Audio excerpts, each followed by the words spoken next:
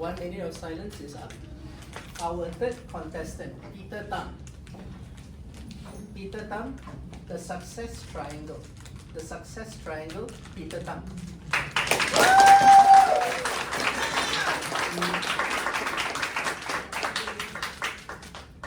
When I was first asked to take part in this humorous speech contest, the first thing that comes to my mind was, are you sure you got the right person? I mean, I'm an accountant. The person you come to when your accounts don't balance, but not exactly the guy that you are asked to crack jokes and make people laugh. Am I right? Yes. Now seriously, raise your hand if you think PeterTham, the accountant, can be humorous. Raise your hand. Yes. Wow, so many of you. God bless your kind soul. But as for the rest of you who did not raise up your hand, you've just proven my point. Now don't worry, today's speech will not be technical. I will not ask you to define what is EBIT. Sorry, I mean triangle, not EBIT, not EBIT. Sorry, mistake. But anyway, I can see some of you Googling in your head, curious to know what is this EBIT, right? Okay, since I touched on it, let me just explain. EBIT stands for earnings before interest and tax. Alright? Now let's go back to the triangle. Mastering the success triangle is the key to success in anything and everything that you do. And that includes for you guys trying to explain to your wife why you need to buy a brand new BMW when you just got the Mercedes 6 months ago. The first part of the triangle is called internal communication. Have you ever had those times where you say, yes, I can do this, when the little voice whispers in your head and says, are you sure? Are you really sure? Have you had moments like that? Yes. Yeah, I have it all the time. I remember once when I was the financial controller, I was giving the management reports to the whole entire management team. I was ready. I had the reports, I had the PowerPoint, I had the figures backing it up. But right in the middle of the presentation, a little voice whispers, wait, do you remember to adjust for the exchange rate or not? And is this even the right quarter figure? Looks like last quarter. Wow, I froze. Cold sweat from my face. Have you had moments like that? Yes. The key is you must master this little voice in your head.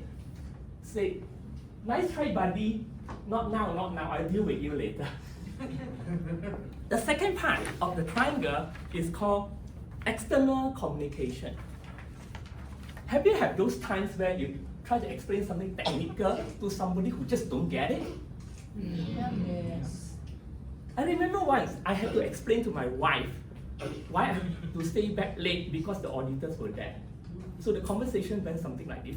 Hello dear, I will be home late tonight. The auditors are still here. What? It's been one whole week. What does these auditors do anyway? Dear, they are here to check that my accounts show a true and fair view. What? Do you mean it take one whole week to check that your accounts are accurate? I was stunned. I don't know what to say. Do you? No. By the way, do you realize that we accountants never say that our accounts are accurate? We just say that our accounts show a true and fair view. Do you know why? Because our accounts can never be accurate. I see some of you already questioning. Are you serious, Peter? What kind of profession is this?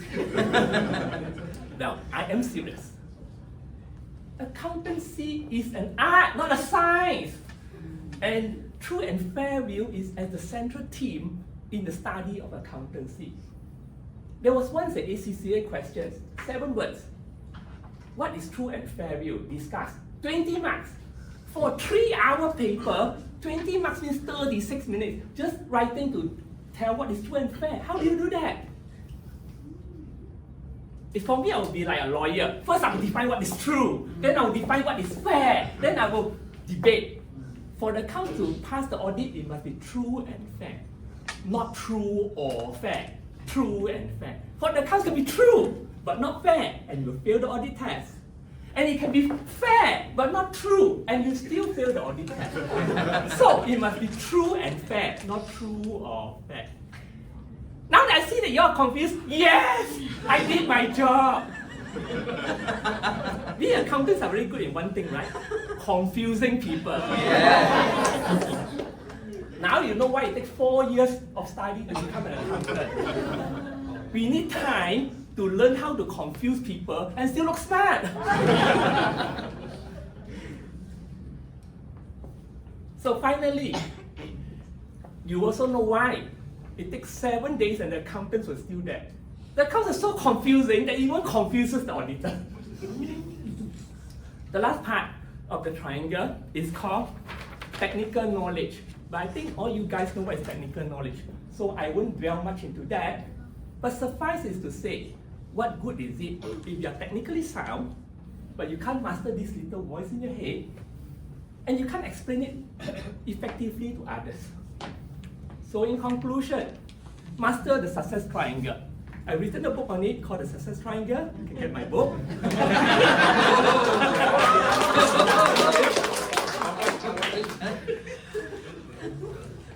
So, to be successful, the 3 elements. Number 1, internal communication. How to talk to yourself without making yourself crazy. Number 2, external communication. How to talk to others without making them crazy. And number 3, technical know-how. Keep on learning, for there's no end to learning. If you still fail, blame the auditors. You know why? They can't defend themselves. They are just too busy. Back to you, Carlos.